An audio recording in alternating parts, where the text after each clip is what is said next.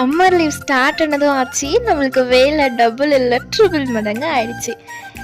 எனக்கு இன்னைக்கு French fries வேணும்னு சொல்லிட்டு என் தம்பியும் என் அக்கா பையனும் ஒரே சண்டை. சரி நீங்கள் எனக்கு ஒரு ஹெல்ப் பண்ணுங்கள், நான் செஞ்சு தரேன்னு சொன்னேன். அவங்க என்ன ஹெல்ப் வேணும்னு கேட்டாங்க. எனக்கு ஃப்ரெஞ்ச் ஃப்ரைஸ் போட பேக்கும் அதில் என்னோட லோகோ இருக்கிற மாதிரியும் செஞ்சு தாங்கன்னு சொன்னேன். அவ்வளோ அழகாக எனக்காக அவங்க செஞ்சு கொடுத்துட்டாங்க.